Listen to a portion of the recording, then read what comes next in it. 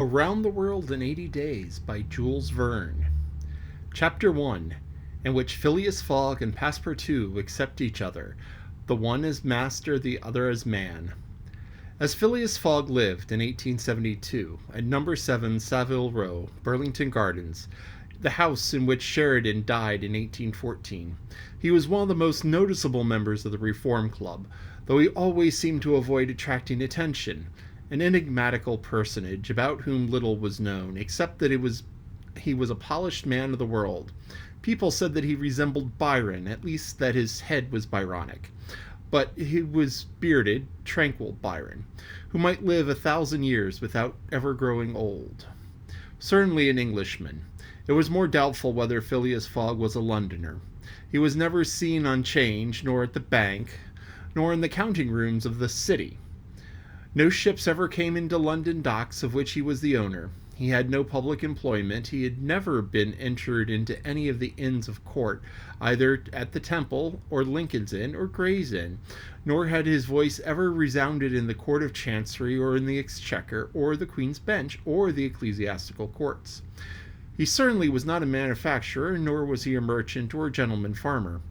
His name was strange to the scientific and learned societies, and he was never known to take part in sage deliberations of the Royal Institution, or the London Institution, or the Artisans' Association, or the Institution of Arts and Sciences.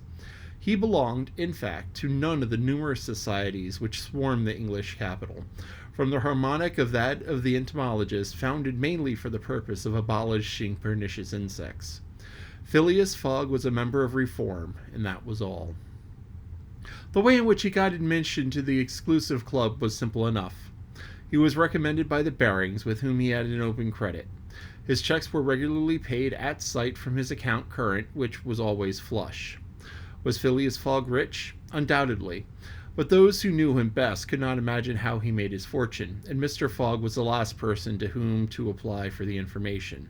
He was not lavish, or, on the contrary, avaricious, for, whenever he knew that money was needed for a noble, useful, or benevolent purpose, he supplied it quietly and sometimes anonymously. He was, in short, the least communicative of men. He talked very little, and seemed all the more mysterious for his taciturn manner. His daily habits were quite open to observation, but whatever he did was so exactly the same thing that he had always done before, that the wits of the curious were fairly puzzled. Had he travelled? It was likely, for no one seemed to know the world more familiarly, but there was no spot so secluded that he did not appear to have an intimate acquaintance with. He often corrected with a few clear words the 1,000 conjectures advanced by members of the club as to the lost and unheard of travelers, pointing out that the true possibilities, and seeming as if gifted with a sort of second sight, so often did events justify his predictions. He must have travelled everywhere, at least in the spirit. It was least certain that Phileas Fogg had not absented himself from London for many years. Those who were honoured by a better acquaintance with him than the rest declared that nobody could pretend to have ever seen him anywhere else. His sole pastimes were reading the papers and playing whist. He often won at this game, which, as a silent one, harmonized with his nature, but his winnings never went into his purse, being reserved as a fund for his charities. Mr. Fogg played not to win, but for the sake of playing. The game was, in his eyes, a contest, a struggle with difficulty, yet a motionless, unwearying struggle congenial to his tastes. Phileas Fogg was not known to have either wife or children, which may happen to the most honest people, either relatives or near friends, which is certainly more unusual. He lived alone in his house in Savile Row, whither none penetrated. A single domestic sufficed to serve him. He breakfasted and dined at the club, at hours mathematically fixed, in the same room, at the same table, never taking his meals with other members, much less bringing a guest with him, and went home at exactly midnight, only to retire at once to bed. He never used the cosy chambers which the Reform provides for its favoured members. He passed 10 hours out of 24 at Savile Row, either in sleeping or making his toilet. When he chose to take a walk, it was with a regular step, and in the entrance hall, with its mosaic flooring, or in a circular gallery with its dome, supported by 20 red porphyry Ionic columns, and illuminated by blue painted windows. When he breakfasted or dined, all of the resources of the club, its kitchens, pantries, its buttery and dairy, aided to crowd his table with their most succulent stores. He was served by the gravest waiters in dress coats and shoes with swanskin soles, who proffered the viands in special porcelain, and on the finest linen. Club decanters of lost mold contained his sherry, his port, and his cinnamon spice claret, while his beverages were refreshingly cooled with ice brought at great cost from the American lakes. If to live in this style is to be eccentric, it must be confessed that there is something good in eccentricity. The mansion in Savile Row, though not sumptuous, was exceedingly comfortable.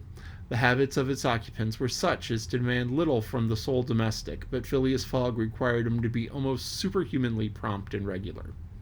On this very second day of October he dismissed James Forster, because that luckless youth had brought him shaving water at 84 degrees Fahrenheit instead of 86, and he was awaiting his successor, who was due at the house between 11 and half past.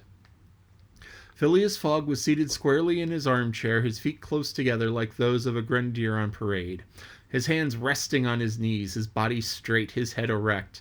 He was steadily watching a complicated clock which indicated the hours, the minutes, the seconds, the days, the months, and the years. It was exactly 11:30. Mr. Fogg would, according to his daily habit, quit Savile Row and repair to the Reform.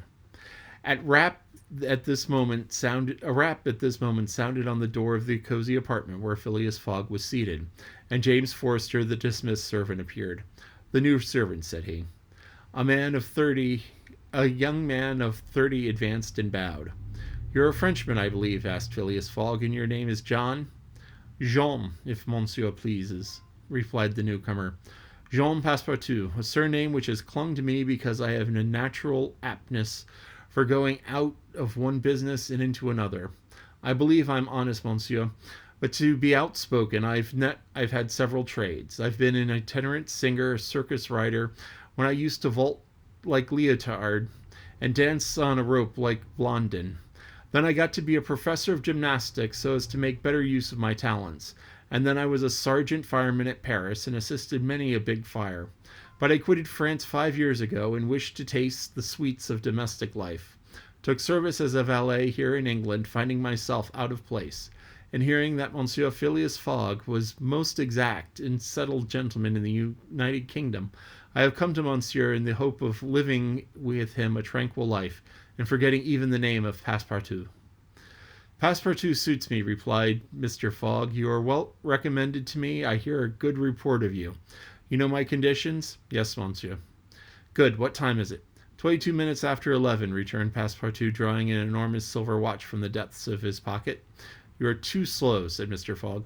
"Pardon me, monsieur. It is impossible. You are 4 minutes too slow. No matter. It's enough to mention the error. Now, from this moment, 29 minutes after 11 a.m., this Wednesday, 2nd October, you are in my service." Phileas Fogg got up, took his hat in his left hand, and put it on his head with an automatic motion, and went off without a word. Passepartout heard the street door shut once, and it was his new master going out. He heard it shut again, and it was his predecessor, John Forster, departing in his turn. Passepartout remained alone in the house at Savile Row. This is the end of chapter 1. Now, this was written by Jules Verne, who was a French writer, 1800s, about when this took place. He also wrote a lot of things. He was considered in many ways the father of science fiction. He wrote 20,000 Leagues Under the Sea, another great book. It's slipping my mind some of his other stuff, but I mean, Jules Verne, great writer, wrote in French. This was translated into English, of course, because I don't speak French, and you don't speak French, and what would be the point in me reciting French? But this sets up the scene very exact. So you see Phileas Fogg is a methodical, constant, he's just like clockwork. He gets up, he does his business, cleans, shaves, whatever, goes to the club at 11, stays until midnight, gets home at 1, goes to sleep. It's up the next morning, shower, shave, 86-degree water, not 84.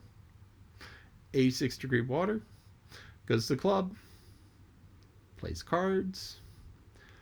He's generous, doesn't want to be known as generous. And here you have Passepartout, who was a former circus performer and fireman and all sorts of exciting things, but now he just wants to retire in peace. And he heard that working for Phileas Fogg, while demanding, is a very easy sort of thing to do. Because, I mean, figure, the boss is gone most of the day. And all you have to do is, like, do a little bit of cleanup, make sure his water is exactly 86 degrees. So that's rough. But, you know, the basics are easy. So he was looking forward to a peaceful, non-exciting retirement. And Phileas Fogg is probably the most boring person around. Except that he is so weirdly boring. So that's the end of chapter 1. I hope you enjoy the rest of the book.